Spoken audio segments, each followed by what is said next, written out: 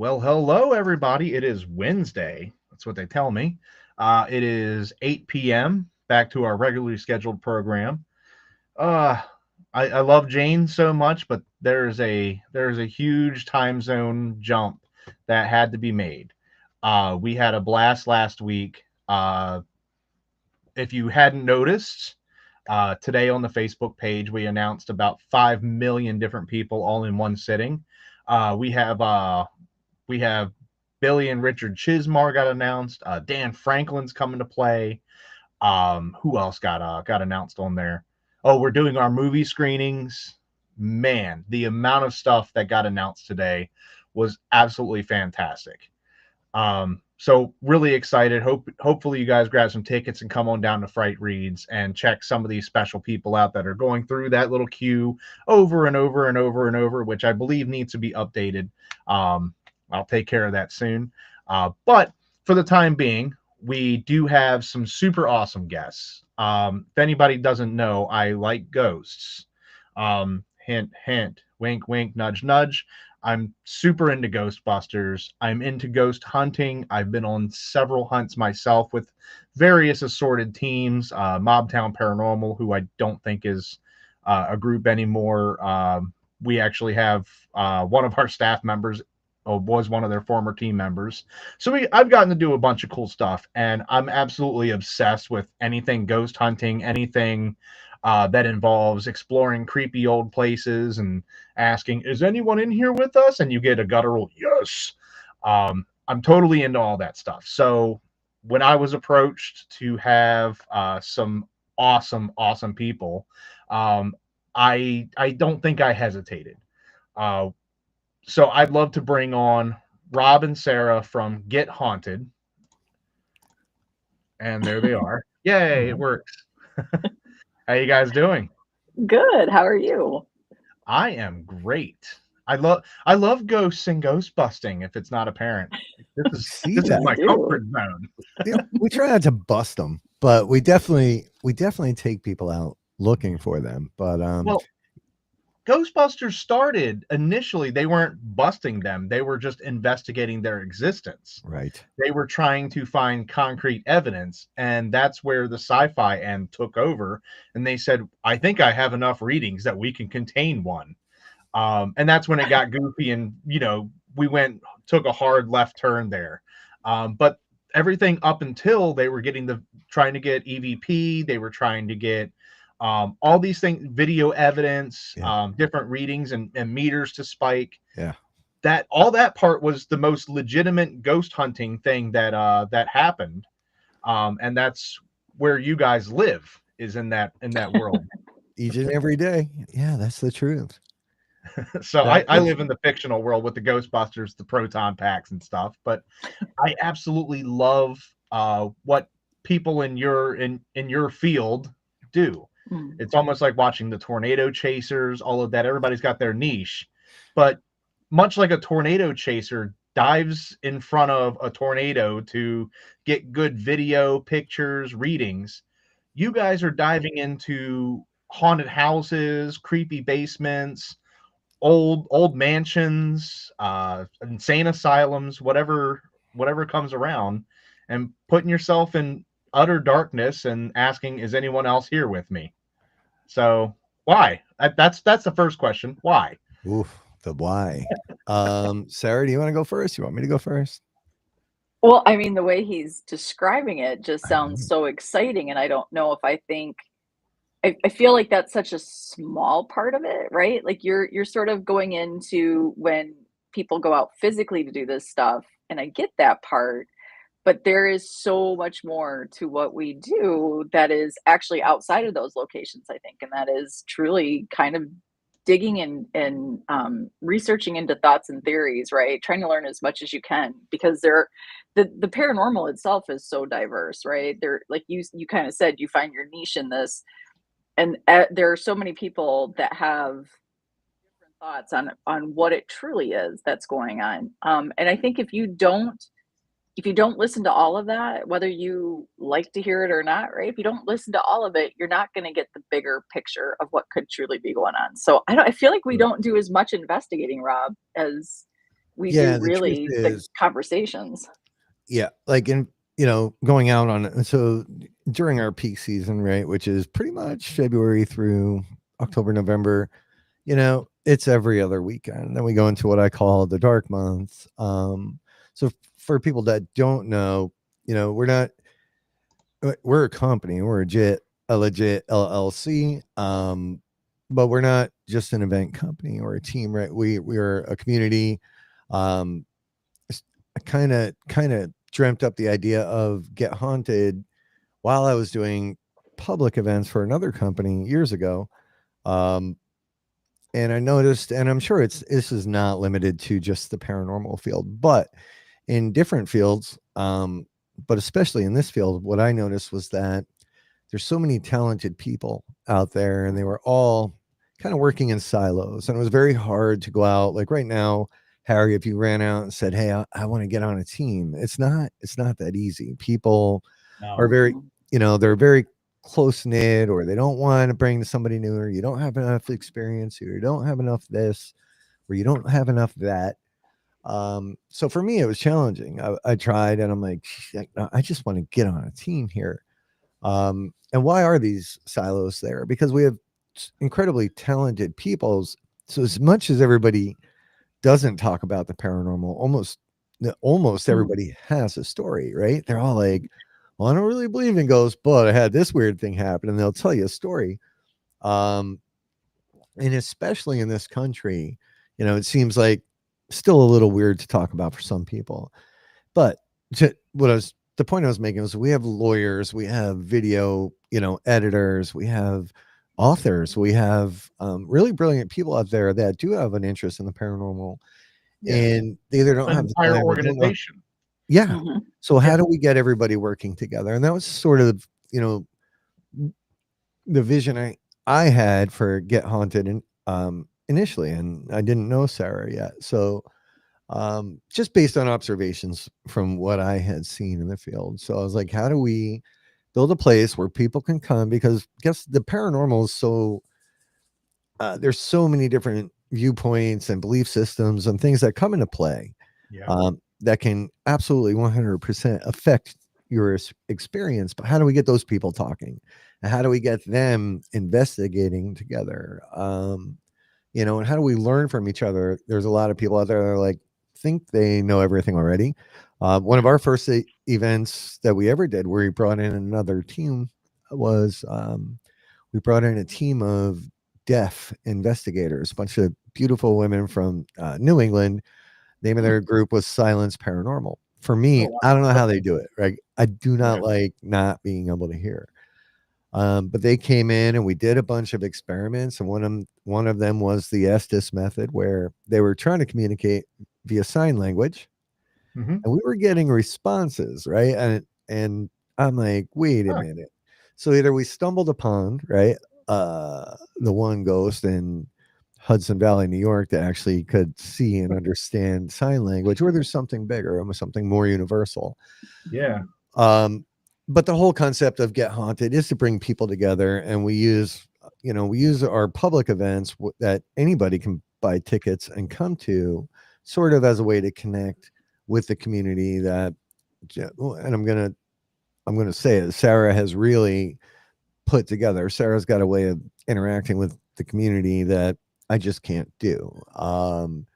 So she's amazing, and she's an amazing investigator, but it's about building relationships, getting teams started, getting people to share ideas that maybe are not widely accepted.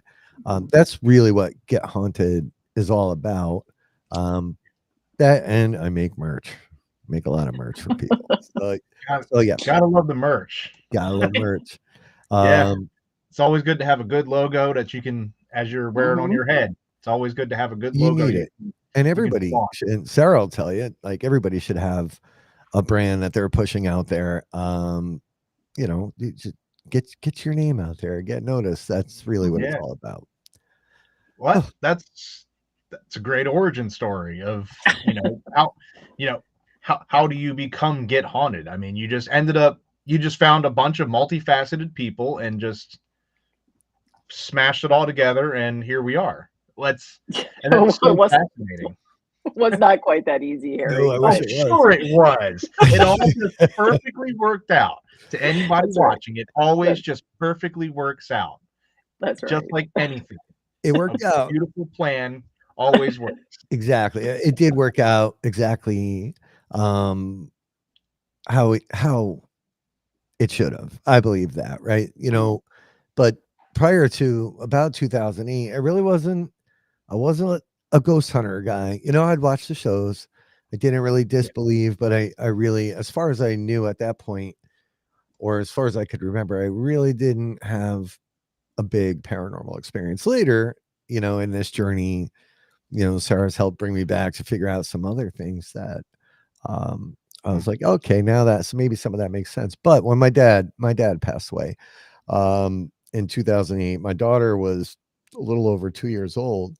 That was his only granddaughter, and they loved each other. He lived with us. He was very sick. That was her best friend. And when he checked out, my kid knew it, right? I don't know how. We vowed, my ex-wife and I were like, nope, we're not telling her. How do you tell a 2.5-year-old this story? But she knew. And to the point where it was like movie and book material. I came home that day and she started crying for no reason. She said we couldn't eat dinner because grandpa was coming to say goodbye. And I was creeped out. I'm telling you the truth. Oh yeah, that's Um, weird. and then I got her calmed down. About 10, 15 minutes later, she's like, we can eat now. I looked at her from across the kitchen. I was like, why? She's like, grandpa said goodbye. Okay. Then really weird things started happening in the house. We had to wake in the funeral and all the distractions in life Yeah. that help you not notice weird things. But then it got weird. And that's really what sparked my interest and got me going out and trying to find a team, because I'm like, number one, I want to know if this is my dad. I'm hoping it's him, but you Yeah, don't know. And you number never know. two is why. Mhm. And for 24 years, pretty much up until that point and a little bit after, I was in a very technical day job with a big corporate Japanese company. My job was in competitive analysis, so I would take competitive hardware, software, reverse engineer it, bring that information to the engineers in Japan, tell them why we sucked, and then have to take that Yeah. same information, turn it into marketing material to tell our American salespeople why we were awesome, right? And how to Yeah. sell against the competitors. So I lived in a very fact-based, got to prove everything world. And all of a sudden I'm seeing shadows and boxes are moving and my daughter's drawing weird pictures, and I'm like, Mm. what the hell is happening right now? That's really Yeah. what started my journey. That's wild. So, I I'm sure you guys have come across it if you watch all the TV shows with the ghost hunting stuff. Yeah. BuzzFeed, when they did it was the Mm. two guys, and Mhm. one super skeptical, and the other guy is just scared of everything that moves. Mhm. That's Um, me. so the guy Shane, the super skeptic who tap danced on the Goatman Bridge and said, "Come get me, Mhm. Goatman, I'm on your bridge." That's me. I'm Mhm. 100%. I am the worst to take on a haunt because nothing phases me. Yeah. Mhm. So we got invited with the Charm City Ghostbusters got pulled into an event at the Lord Baltimore Hotel. Yeah. Mhm. Highly recommended if you guys haven't Yeah. through there. We did it for the last couple of years for world's largest ghost hunt leading over there. We Nice, host their world's largest ghost hunting event last couple of years nice. now. Yeah, but for anybody that hasn't gone, it's a beautiful, probably 100-plus-year-old hotel. Mhm. Mhm. That classic, or late 1800, early 1900 construction. Yeah. Mm. Um, we did a haunt investigation there. We were just the arm candy. We were wearing the proton packs and everything. We heard some cool stories. Mhm. Mhm. Every bartender and every staff member had a cool story, and that's what they were to me. I was like, yeah, okay, whatever, that's neat. We went to the basement to do an investigation with a Skelter box, which is like a ghost box, but with Charles Manson turned backwards, Oh. to add even more unsettling noises to you. Um, the concept isn't scary. It's the eeriness of just Charles Manson, like, reversed. It just sounds weird. Yeah. So they were doing that, and I, against my buddy Steve, who was in the other ghost hunting group, against his best wishes, he said, "What are you doing?" I was like, "I'm wandering by myself." And I did. I'm that guy. I'm like, whatever, dude. And I'm even walking down the hallway. I'm like, I have a 60-pound proton pack on my back. I am literally unable to do anything about this. If this is it, this is your time. Come do it. And I walk into this big, huge warehousey type of room that's downstairs. Just kind of walking around. There's like a hum of a generator, maybe the AC unit, something. I'm like, all right, cool, cool. And I'm just kind of standing there like, oh, this kind of sucks for a ghost hunt. This loud bang happened. I turned around. I'm screaming. The cleaning lady who just closed the big, huge, like, industrial washing machine is screaming. The ghost is screaming. I mean, everybody is just. We scared each other, but honestly, it was nothing very eventful. Yeah. And then we kind of went back to the ballroom, and we wrapped up. But that's where it got weird. So this is my experience into the where I started kind of raising an eyebrow and going, maybe there's something. Yeah. So we actually several years ago lost one of our Ghostbuster members, David. He tragically left us, and it was a little bit before we did this event. And I mean, we were making the jokes like, dude, David would have loved to have been in here. He'd have killed to be in this place. And he always jokingly said he would haunt the place because he thought it was just such beautiful architecture.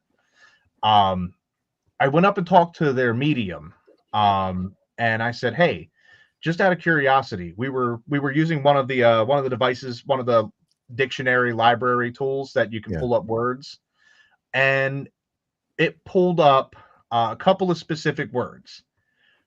The first word, because I said I want you to go over there, and she's pulling out words from the spirit box, and I said, I want you to go on the spirit box. I want you to articulate an obscenity, a genital name, something. I want her to have to write penis, nutsack, something. And I said, I want this poor nice old lady to have to write something, and that'll just bring me joy. So if you can do that for me, if you're haunting this place, David, we're just kind of like throwing it into the void. And Steve's little tool came up and it said nuts. And I said, nuts? No, not here, dummy, over there.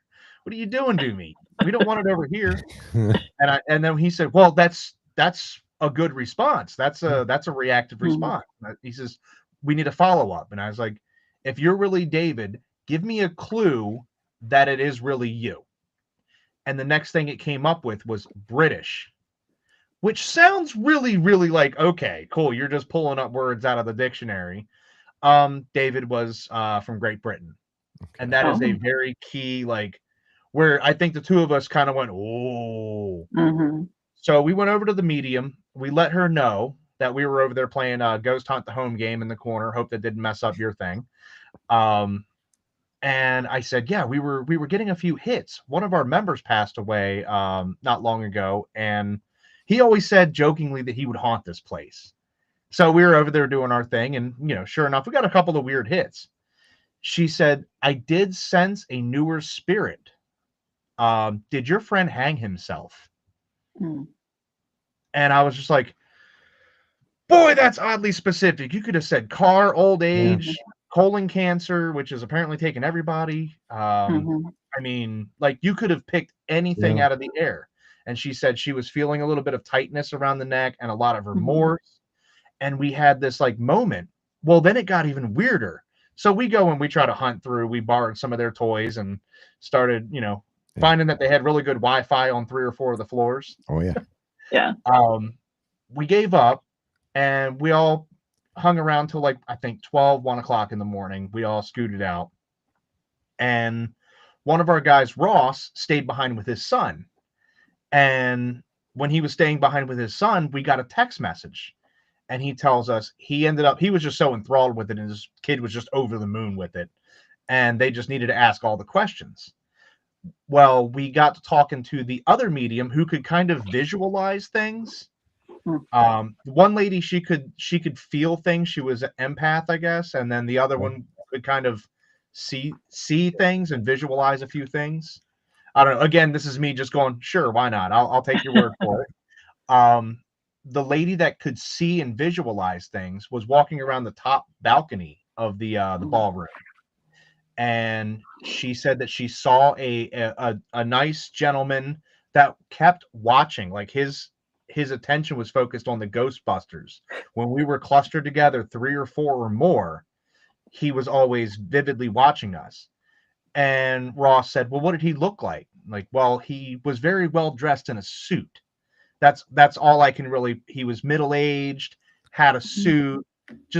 He didn't look like he belonged from the older time. It looked like he looked more modern, but with a nice suit. Ross pulls up a picture of David dressed as Doctor Who, which was one of his favorite costumes, and said, "Did he look like this?" And the lady about fell over. Wow. Like the old saying, like she'd seen a ghost. Yeah. Yeah. So that's my weirdest, most impactful moment, which kind of made me kind of start to raise an eyebrow to, you see the TV shows and they're always going, "Oh, you feel that?" I'm like, no, I didn't. I'm watching the TV, dummy. I didn't feel anything. But to actually have a moment that makes you kind of raise your eyebrow, it's amazing what can shift your entire structure. Oh, yeah. And Sarah, I'm sure you have a story that thrusted you into the paranormal world too, or just Not really anything like how you guys are describing it. I this question gets asked a lot, and I feel like how I answer it isn't 100% honest, but I just think it's something that is truly a part of our curiosity. I think we're born with it. And for me, I have older sisters, 10 and 7 years older. So when you're 6 and your oldest sister is 16, you're watching movies you shouldn't, right? Children shouldn't play with dead things, Night of the Living Dead, Evil Dead, like all the things you're not supposed to really watch. Yeah. So I think I liked that adrenaline rush. I must have. I don't know that I really knew that back then. But my mom was more on the spiritual side. She loved astrology, numerology, psychic mediums, angels, right? So I go to psychic fairs with my mom. So I think it was just something that, maybe I was introduced to it in different forms by my sisters and my mom. My dad didn't really have a say in any of it, right? His thing was just like whatever. He was just like a Oh, she's frozen. very non-opinionated person. I think for me, I think it's just as you get older, just through life, I don't know. I just think it was something I was doing. I really have been thinking about this question a lot because we've been asked a few times on shows, and I don't have that. Was I in a haunted house as a kid? I don't know. I don't recall any one story, but I do think it's something that I am just led to sort of want to explore. That's always interesting to have people with like drastically different origin stories end up on the same, superhero team, so to speak. Yeah. Like I mean, Damien kind of asked a wild one right here. I left it up because I thought it was kind of cool. Do you think that there was forces beyond human control, whether it be from the other side or what have you, that maybe played a part to push your team together? Do you think that something works? Yeah, it is quite a story, and another viewer on the side has made some comments that also kind of line up with that. Yeah, so I did have some things happen. Like how I ever even started talking to Sarah was interesting enough, right? Because there's weird numerology associated with it, but I had spent 11 nights in a very famous haunted house in Rhode Island, and a lot of weird things started happening to me, and I started spiraling pretty quickly. Things started happening at home. I have videos. My dog was getting kicked around. Lost that really great job I was telling you about, and which surprised the whole world actually. So you had something more or less kind of follow. Oh my God, yeah. Yeah. It's My buddy Steve probably had something similar, and yeah. there was And just my this ex, weight on him. yeah, this my ex-wife hated this stuff. It just put a massive strain on everything. And there was, Yeah. so I went on Sarah's show on 12/22 of 2021. I didn't even want to, right? And I wasn't supposed Yeah. to, but a friend of ours, a guy that I was working with early on, had set up to be on Sarah's show earlier that year, 222 days earlier. That he had reached out to Sarah to be on her show that December. And Get Haunted was born, in between that time. So he reached out and he's like, "Hey, why don't you come on Paranormally Blonde with me? We'll pitch Get Haunted." So I did, and started pitching with the concept and the notion of it, and it resonated with Sarah for a lot of the same reasons that I wanted to create it. Yeah. Fast forward, and she had interacted a little bit on our network. She ended up buying a hoodie, all these things. But on 2/2 of 2022, I woke up that morning. Life was not good. Took a shower. I was getting my socks out of the drawer, and when I pulled that socks, like the handle of my pistol had flashed. Right, I could see it. My dog was still little in his crate, and there was a voice. Man, like there was an actual real voice. My dog reacted to it, and Yeah. it said, "Grab the gun." I knew what it meant. It's not who I am, but it wasn't the worst option in the world for about a hot second, and then I like Yeah. snapped out of it. I'm like, "What the f?" So I looked at Leo, Yeah. my dog. I'm like, "Dude, we're burning, like, we're burning this place down." Got myself together. Yeah. I sat on that couch for a little while, and I'm telling you, something else said, "Reach out to Sarah." So, and I don't know her really well at that point. We spoke maybe what? We never spoke, just No. on your show. Mhm. So I messaged her and I was like, "Hey, um, did I ever tell you my story?" And that was the beginning of a long conversation, where Sarah asked me some really crazy questions that uh, she shouldn't have known to ask me. Let's put it that way. Sarah will never call herself a psychic or anything. She's a knower. She just knows things, right? So she asked me all these questions, Hmm. and I'm like, "The hell is she even like? These are weird questions." Yeah. And at the end of that conversation, she had to go, and she was like, "Hey, Rob, did you ever stop and think that maybe those demons you're fighting belong to you?" Hmm. Which was a really weird statement, but I was like, huh. All right. So we hung up. She said, "I'll talk to you." We hung up, and I started thinking about that. And I was like, it just clicked. I was like, oh my God. So I grabbed, because I kept a journal of all of these, and they were big experiences and they were real. I'm telling you. And people witnessed them. And I have photos that would blow your mind. Right. Yeah. But I went to the journal and I'm like, okay, first experience that I had documented for myself. I could write a book. I haven't. Um, I'm like, it tied to one of her questions. And it, like, literally all the way back to 8 years old, man. Like, I'm not kidding. She's like, "What happened at 8?" Yeah. And then when there were elements of this experience that tied directly to this thing that happened at 8, then another question tied to another. And So stuff's just linking up, I'm and like, what? wow. Okay. So the person, and this wasn't like just like in 2 hours I had it all sorted out. This took me months to work through. But in all reality, all of these terrible things that this house did to me were actually healing me and fixing me. And it was like that house said, "Hey, Rob, here's all the shit you got to work on, whether you like Yeah. it or not." Right? My $160,000 a year job, I hated it. I drove 2.5 hours to get there. I Oh. live in PA. I was working in North Jersey. I never had a life. I was just Yeah. working to live the status quo. So anyway, the job went away. I was in a tough marriage for a long time. That goes away. All these things, they ate the thing from 8 years old. I was reminded of every year. and I lived with it for a long time. Yeah. Thought I had healed from it. So all of these prior traumas became all of a sudden something I had to deal with. And my whole life pretty much was turned upside down and stripped down to learning just how to live again.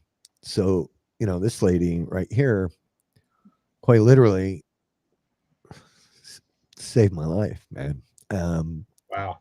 And she had no way of knowing any of this stuff. So that became, it went from, front loading, and things can be really terrifying when all we know are the movies and the books, right? And then you get in there and something happens and you're like, oh my God, that must be a demon. This place is supposed to be one of the most haunted places in the world.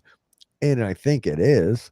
It's just not what everybody thinks it is, right? There was this very powerful spiritual thing that really kind of came through. I'm not saying there's not something mean there, because there were. I've seen some weird shit.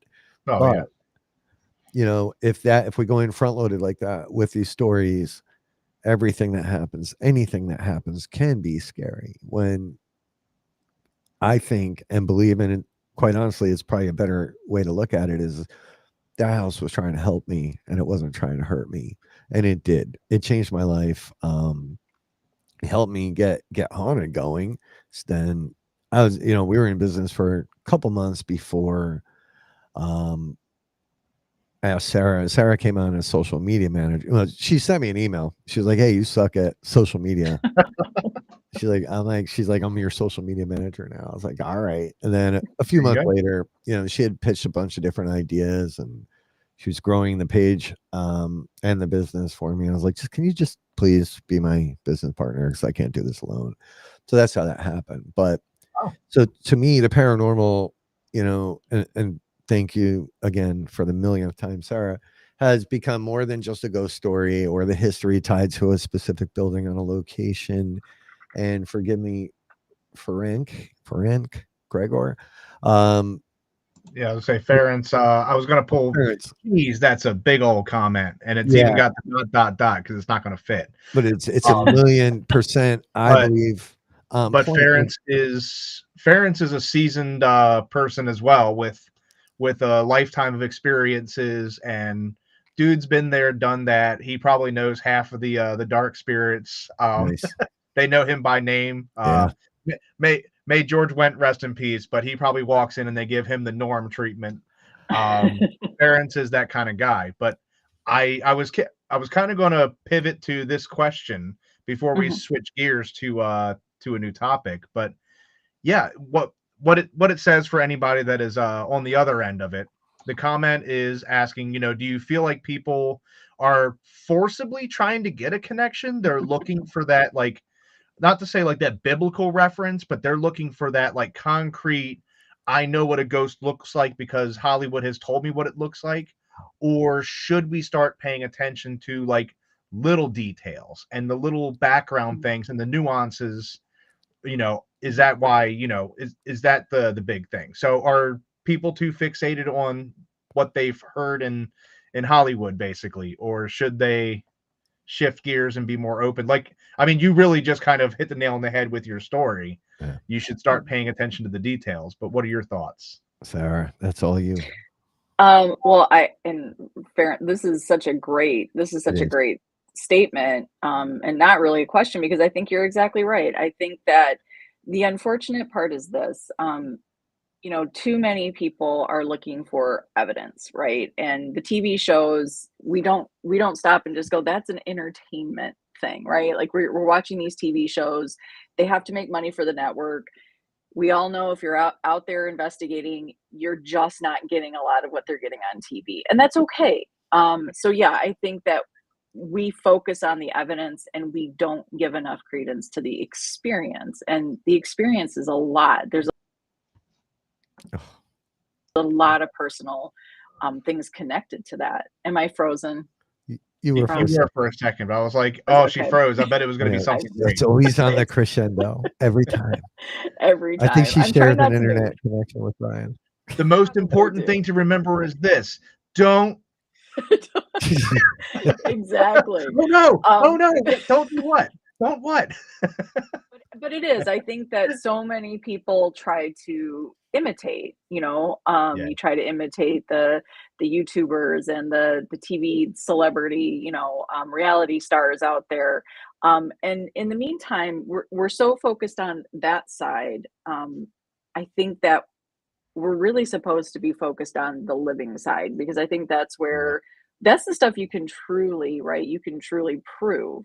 And I think the other pieces aren't meant to be put out there to be picked apart because there are a lot of personal experiences, kind of Harry, like your story that you shared, right? There was a Yeah. really deep personal experience there, and that is for no one else to tell you that it was, it's just crap. That wasn't even what you think it was. That's I'm the because one that there's so says that. So yeah, right, right.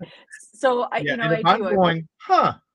Yeah. I think that, that I think if most people and I hope that is something that Rob and I feel like we've really worked hard at that, or I've really, maybe Rob was already there, but for myself with the Get Haunted events, we're there as experiencers, but encouragers of those experiences for others. You want people to stop and don't just wait for something to beep or don't just wait for a door to open or a knock, right? Those are things that you can ask for. But what else is going on? Do you have thoughts that don't belong to you? Is something just coming to you, a memory coming to you that you don't even know? Why is that memory coming to play? Yeah. Like maybe there's something trying to connect, right? So I love what he's saying here because I Yeah. do think we try too hard, and I know I've been guilty of that. And don't try to imitate. Don't try to imitate somebody that you like or respect in the field. Try to be in your moment with what is trying to connect with you because it's going to be different for everyone. Yeah, Absolutely. Yeah. absolutely. Just be And you. you know, Harry, me, you, Sarah, friends, we could all go to we could probably go to McDonald's together and investigate and have an experience. I do believe I'm one of the people that believes that you sort of become the beacon, right? I have a hard time thinking that these mystical, all powerful ghosts are trapped in a room on the third floor of a mansion and they just can't leave. Right. To Yeah. me, that just it doesn't make a lot of sense. And at the same time, if we went to McDonald's and got something, we all four of us may perceive it very differently for Yeah. the very reasons that Sarah and friends just talked about, right? And so, is the paranormal this custom tailored universal way of giving you a message, or what? Like that for me is the bigger question for me, and I know for Sarah and for a lot of our friends, it's no longer a matter of if, right? It's why. Yeah. Why have these things happened? Now, that doesn't take away from the other kind of stories that are in. I do believe there are stories of specific souls or ghosts or whatever you want to call them that are in a Yeah. residual loop or something in certain locations, right? All the stories come from somewhere, but there's also more. There's more. And, Yeah. as friends stated, if you stop trying so hard, if you just learn to look, pay attention a little bit more, um, I think this stuff happens way more than people think. Hey, Denise. Um, and Denise, perfect example, right? God wasn't like the biggest Bigfoot believer in her, right? But Mhm. Denise and Ernie, and they took both of us, Sarah and I, on a couple of adventures, and I witnessed something I'll never forget or be able to explain to anybody. Uh, Mhm. Yeah. and it wasn't so much because we were looking for it; it allowed us to see it because it happened when we weren't trying so hard. So, yeah, man, this is fun. Yeah. But this is So how our events are. Just so you understand, like, so when we go on an event, there we bring all the gear and all the equipment and all the toys and the gizmos, um, because that's what people want to use because they do yeah. see it on TV. But we always have at least one rotation that's more of a spiritual type rotation where we're going to sit there and we're going to just be with the building and let the building do the work, let the spirit do the work, and see what happens. And it's just cool. So people can walk out of our events going, you know what, that worked for me, or that didn't work Mhm. for me, and So we've kind of built up a bunch of loyal people that join us on our events. And you're bringing up events, and there's one coming up, and I'm gonna pull up some images here before we shift gears into it. So we have, let me see if this all comes out right. Let's see, how do we get all of us with that? There we are. Oh. So there's author Brian Paoni at a very specific prison, Missouri State Pen.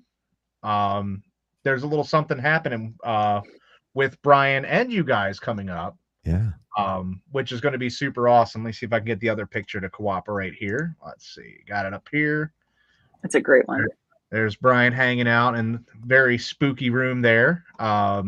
Nice and red and creepy. So what's really cool is I know you guys know the backstory, and he's actually brought it up several other times when I've had him on in the past. He happened to be out for just a standard work function. It wasn't like he was out going to this penitentiary, going to do a ghost hunt. He was out doing a work function and saw, I don't know, a Facebook event, whatever it happened to be. He just Googled fun crap to do near me. And the Missouri State Pen came up, and you guys were there were ghost tours happening. There was a bunch of stuff going on at that exact moment in time. And somehow or another, he got linked up with your team, and he pulled out this idea that became a book that is coming soon, which we're going to get to as well. Let's see if I can get this to cooperate here. These Walls Still Talk, which if you look, it's a Get Haunted tale for anybody that's viewing. It says it right at the top, Get Haunted tale. This is the Get Haunted we speak of. So it's a really cool book because, and we'll get into the actual intricacies of These Walls Still Talk in a few seconds, but this book was written on location at the Missouri State Pen. Brian sat in some of the creepiest, darkest, nastiest, gnarliest hallways you could think of and took notes, tapped away on a keyboard, whatever he was doing. And I keep making the joke. He's like, I did it all alone in a cell. And I was like, buddy, you were not alone. Yeah, he called me alone. a couple times from these cells. He was scared. Don't let him lie to you. He was scared. He can't even defend himself. Look at that. Poor fella. He was all scared. Can't even defend himself. Thank goodness he can't get in here. Oh, no. Oh, no. Is that Brian? Oh, no. How'd you get that hat? So you get Haunted Santa hat because we were talking about merch. Where did you get that though? When were you at something that you could get a hat? I'm not going to tell you that Danny gave it to me. I'm just not going to tell you that. Oh, Danny's in trouble. Coming in here with the merch. Yeah, we were just talking about you. It's weird that you pop right in. Well, I got my Santa hat on. I was waiting for Christmas. Got the Santa hat on. We either left you hanging too long or not long enough. I don't know. Yeah. With the Santa hat. So yeah, we've discussed it 1,000,001 times, at least twice this through these video things, that you wrote a book inside of a haunted penitentiary, and you are due to write another book in a similar situation. It's funny that you bring up the other book. Okay, so Rob here's the reveal. We've got tote bags. So funny story about that. I sent the picture that you sent me to Hannah, and I was like, "Hey, don't show anybody this, but we got tote bags." Oh, that's a secret. It's my bag. My bag. So two things. One, Denise, who popped in and said hello, that she's the owner of the inn in Kentucky that book 2 is going to be written in. Right there. Yeah. So that's so people can put that together. So yeah, book 2 is going to be written at her house, which is considered like the most haunted place in my brain. Right now. Stupid things happen there. So, and I stayed there for a couple of days, and we'll be there actually next week.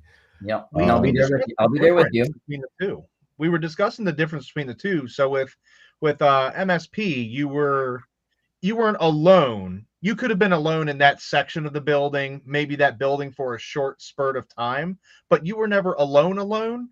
And at the end of the day or night, whatever, at the end of your stay, you went back to a hotel far away from the penitentiary, away from all the spooky stuff, and you got to unwind, decompress, and sit at a Denny's and think about what you saw. Mhm. What is the difference with this next one?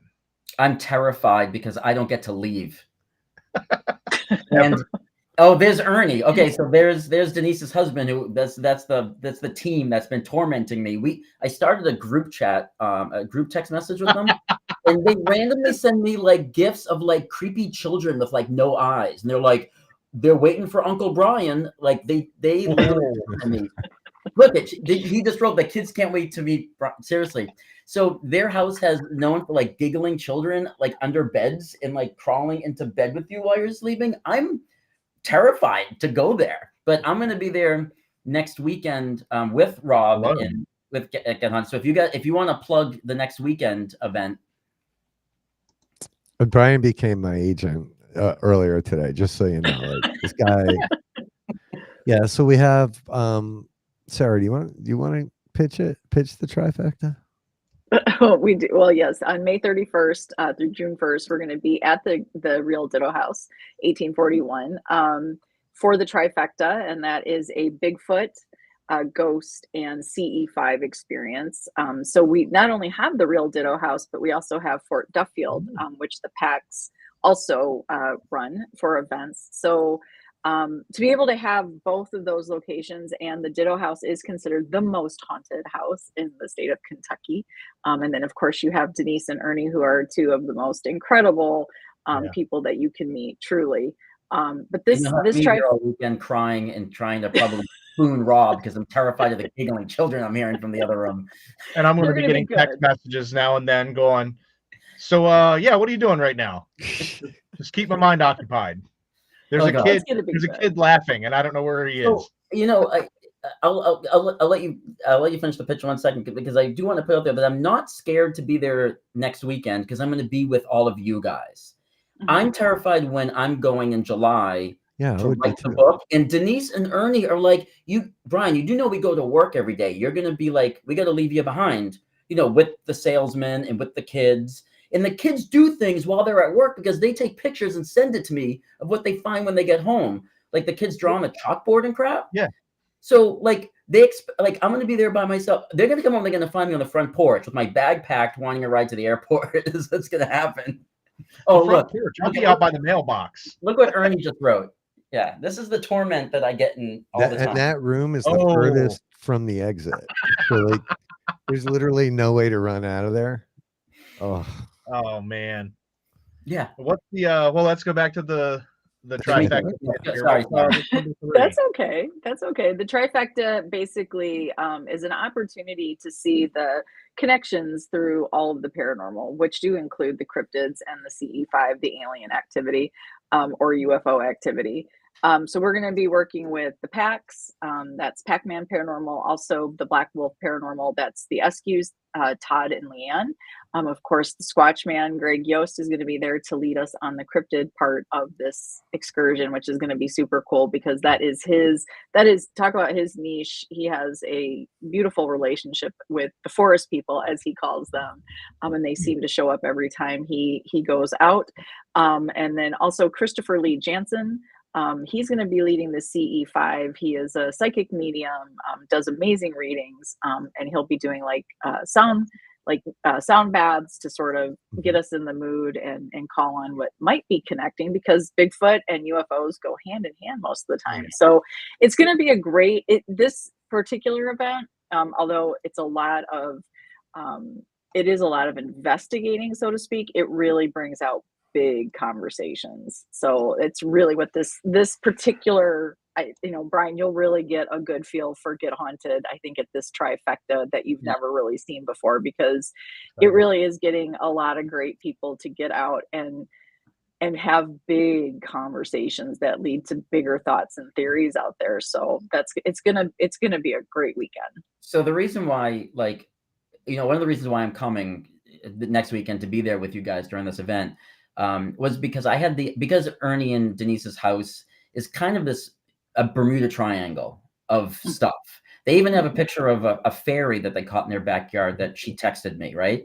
So we got giggling ghost kids. We've got a dead salesman who walks the kitchen and the hallway. We've got Bigfoot, we got aliens, we've got fairies.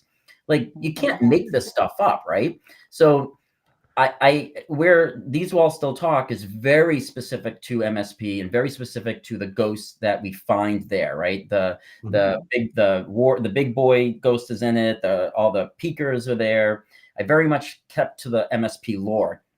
But Ernie and Denise's house seems to be like opening up Pandora's box and just seeing what flies out.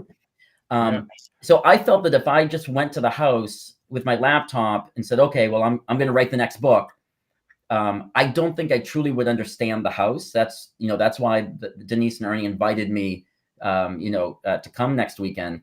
So I'm going to be there observing, researching, and outlining the novel. So when I do go back to write it, I will take everything that I experienced and saw next weekend, and that's going to be the foundation for the book. And I didn't want to do These Walls Still Talk Part 2, where it's people trapped in a house running from ghosts, right? I've already done it. Right. So the packs have the crazy, all the other stuff surrounding it, and so it's like the perfect place to have a second book where I'm not duplicating or carbon copying what I already did in the first book. Yeah. Plus, he just wanted to see me.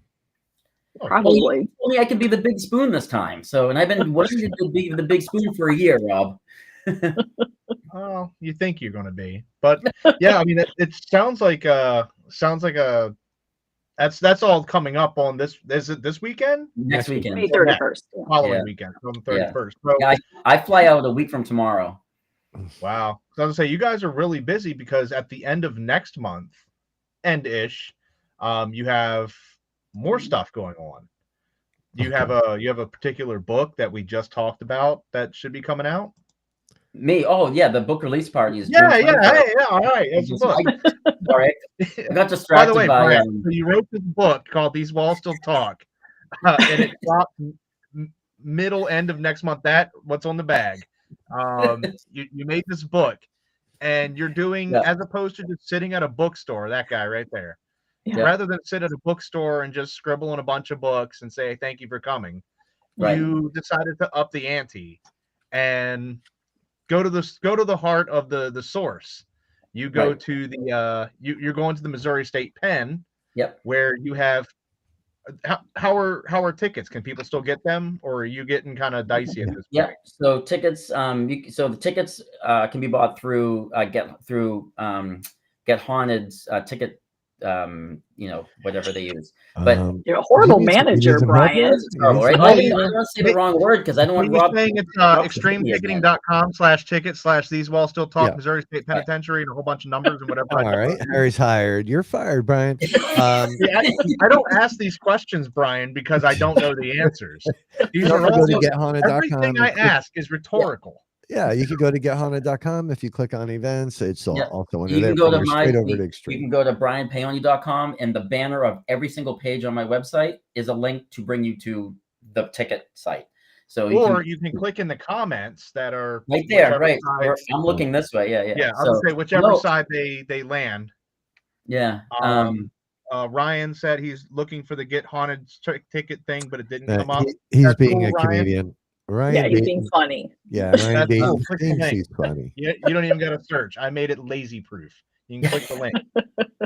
I think the book release party it was kind of a thing where me and Rob and Sarah, I think it was born kind of organically of us just talking, right? Weren't we we were talking about the book because there wasn't, and then I think it just was one of those things like we should have the book release party at MSP. Can we do that? Can we pull that off?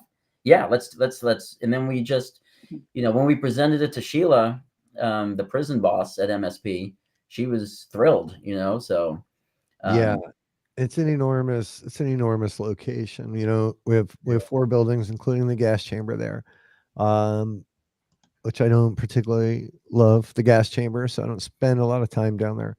But we've got A Hall, which is the oldest building there. It was, built for Confederate prisoners, actually, and it's also where the dungeon is, where I sent Brian to do a live a pre-record video, as a promo. We sent sent him down into the dungeon. The 2 places that I will not go by myself is the dungeon in 3D. I will not go there by myself. Somehow around week 6 of 8, Rob talked me into going down to the dungeon by myself into the in your face cell, which is the furthest cell from the entrance. It is the blackest, darkest cell. And I set my camera up, and he emailed me a list of questions that he wanted me to answer. Right. And when I watch the video now, I can see the fear on my face. And I don't even think we used it. Did we even use it, Brian? He got you to do it, but we never used it. I deleted it. To see if I would do it. But you watched me the whole video. I'm not looking at the phone. I'm looking over the phone at the doorway because I'm terrified. I just, like I'm not even looking. And I'm talking like an auctioneer at one point just to get through the answers, right? And then it's done. I grab my phone. That was the longest 3 minutes of my life. When I went upstairs, back to A Hall, and I saw how long I had videoed for, I was like, that was only 3 minutes. I felt like I'd been down there for like 4 hours because every second like elongated. It is terrifying down there. So thank you for doing that, Brian. But yeah, so what are you guys getting into that day though? Or that evening, I guess it's not quite the day. So you mean that night? Oh, you mean I would say it's not quite that day. It's you guys are probably going to wake up, stretch, go to a diner, eat something, and then that's what you're going to do for the day. Nobody cares. What are you doing? Because it starts like sunset. Yeah, so roughly late afternoon, right? We're gonna have a problem, and Sheila actually asked me for the itinerary today. And Sheila, if you're watching, I'm sorry, hon. I will get it to you tonight. But we're gonna have sort of a Q&A session in there early on, as the kickoff there in A Hall with Brian and the guests and Get Haunted crew and people that are there. And then we're gonna do a regular kind of investigation where we break all of the attendees down into smaller groups, right? Because it's really hard to do an investigation with monster sized groups. So we break them into smaller groups. And when the beautiful part about Missouri is you could have 6-7 groups there and not even know that there are other people with you.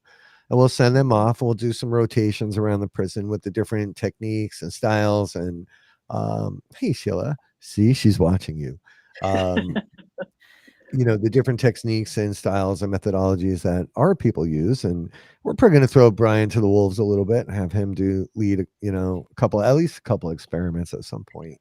Especially one in the dungeon. I hear that's his favorite place. Yeah. Oh yeah. I was thinking that's where we should put him too. So it's sort of semi-structured, but guided. Right. And then the second half of the night is what we call a free roam kind of situation where people can borrow our equipment, they can borrow us, but throughout we're going to have experiments happening in different sections so that, if somebody's struggling a little bit, they can be like, hey, I want to go try this. Or Brian may go to where he had some of his experiences and lead us a short investigation or experiment, if you will, in particular locations that are written about in the book. So we don't want to give too much away there, but there's going to be some really cool things. So more or less, you're gonna show up. It looks like the event's going to kick off around 7, give or take. So around sunset, because that's when it gets really creepy. There's that dog. So you guys are going to kick things off. You're going to answer some questions, have a good time, get the party started. Probably have some light snacks and refreshments, and then everybody's going to go off and just try to do some spooky stuff and see something freaky. Hopefully, that's the plan. Listen, and buy some of Brian's books. Yeah, buy a few books, couple Get Haunted shirts. Maybe a lot of Get Haunted shirts. Maybe a handful of hats. Maybe a tote. But Missouri MFP has their own gift shop. They have really cool stuff and like awesome hoodies, and which I need a new hoodie. But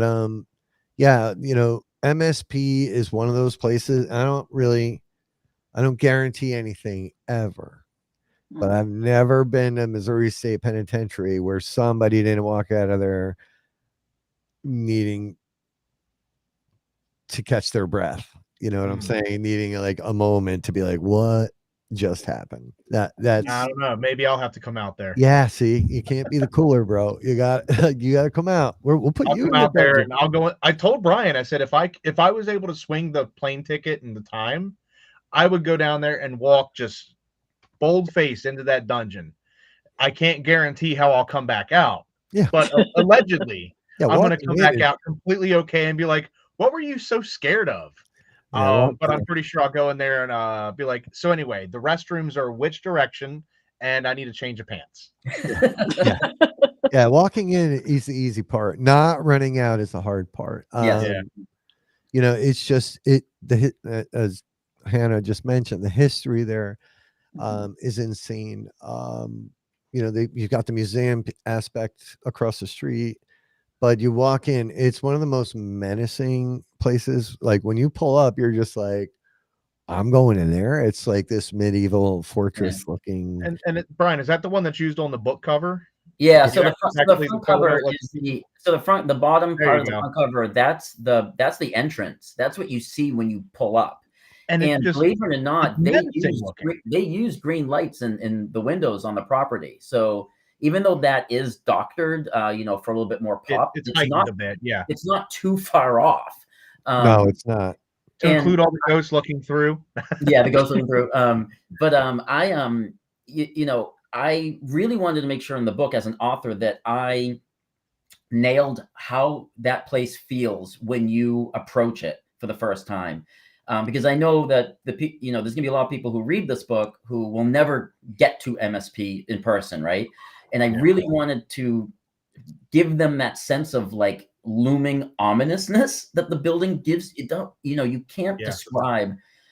And you know, and I throughout the novel re-describe some of the buildings as they're going through them, because I really want the reader to get that feeling of those are just massive straight walls. Yeah, that's housing unit 3 right there. That's where Death Row and 3D is and stuff. But you know, I was in there so much alone, you know, when ghost tours and ghost hunts weren't coming through. So it was me and, you know, like the 2 staff members that may have been hanging out in the office, you know, having, you know, eating a snack. But I was walking. There was moments when I was alone at, you know, 11 p.m. standing with, you know, 3 to the right of me, 4 to the left of me. And you just go, my God. These buildings look like they're going to try to eat me. Like the buildings themselves felt alive, right? They have this "we're watching you" feel at all times.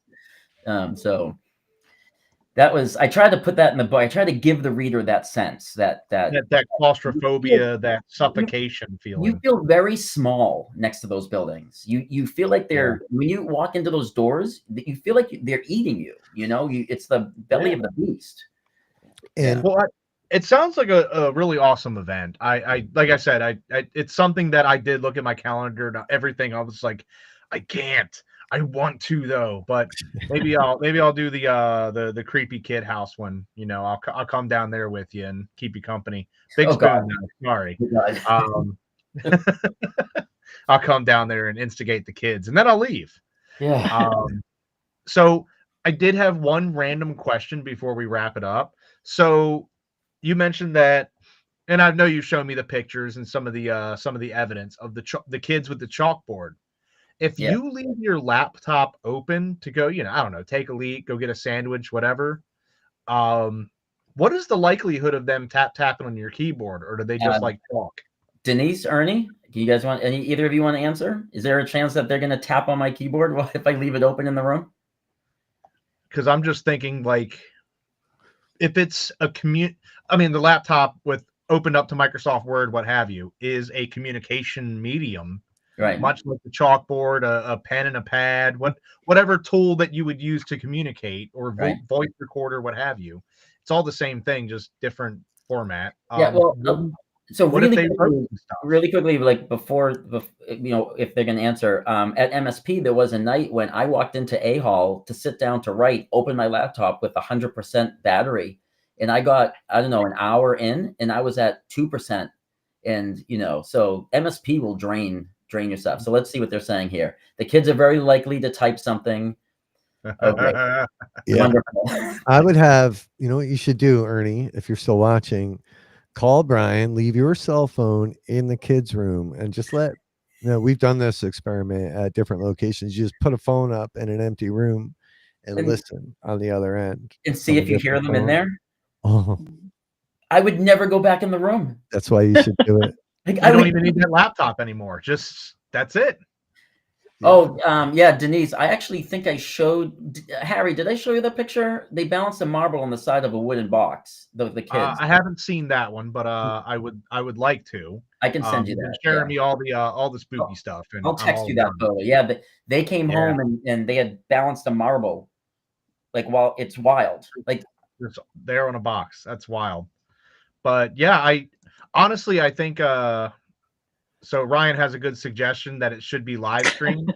Dude, if you don't go live from your Facebook page periodically, you don't got to do it constantly or have like a live, Brian cam. Brian crying in public cam. I think if you went live every once in a while, maybe you don't necessarily have to wait until you hear something or something spooks, because the second that you start to throw on the camera, that's when everything stops and typical. Just run it every once in a while, go live. Hey guys, I wrote a third of the book and I got some of this done, and see if anything happens in the background, just casually, not even like I'm going to try to catch something spooky. I think you should start doing that. Give us progress updates, day 3, and I have written this much of the book. I'm really excited on my progress. Just mundane, regular old stuff, but with a wide angle on that camera. And see if anything moves, if your camera falls, just stuff like that. Anything that would just add to the effect. I was talking to Ernie on FaceTime and the door closed behind him. He was all alone. Yeah. No, you told me about that. Right? I was like, what the fuck?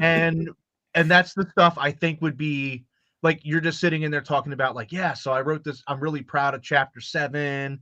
I think you guys are really going to like it. And then the door just goes, and then that's it. Everybody watching is just going to be like, nope, I don't need this laptop. And they just set it on fire. Yeah. I can't kill Rob because there might be a book 3, right? So like at some point I got to be able to kill him off. And okay. Like, why don't you auction it off? Maybe why try to why don't you let one of my fans for a fee figure out how I die? And we're I don't think you want to open that Pandora's box. Choose your own adventure, like choose your own Rob death. And Sarah, you're not allowed to play in this one. Yeah, I don't think that Pandora's box should be open, because you're going to get some weird suggestions. And you're going to be like, how personal is this? But Rob, earlier you were going to say something. I think like all of us cut you off at one point because I saw you go like this, and then you like. Do you remember what you were going to say? Oh, just if this is it, MSP, back to MSP for one hot second. Sheila, Jenny, the entire crew there, they truly are the best part of the entire complex. Without them, none of this would happen. And they are the reason I fell in love with the location's awesome. The paranormal aspect, the historical aspects of it, but they are truly a second family to me.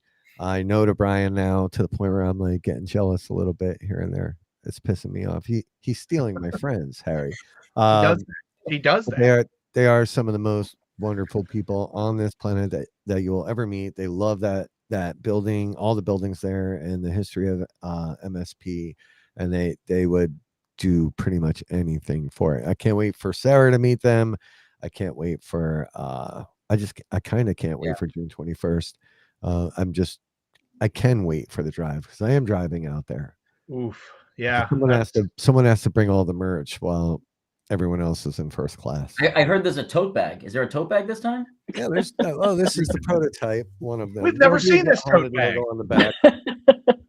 Are you going to do that? Did you say you're going to put the Get Haunted logo on the back? Yeah. Oh man, I'm going to need okay with that? Are you okay with that?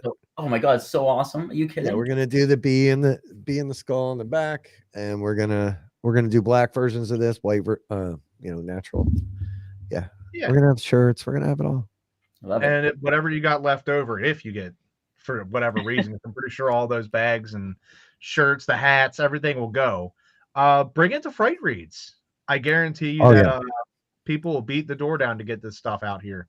Oh, we're gonna have Maryland has a ton of, you guys, might have to, on your way in, stop by some of the historical haunted stuff nearby out in Ellicott City and some of the areas in Columbia that are haunted.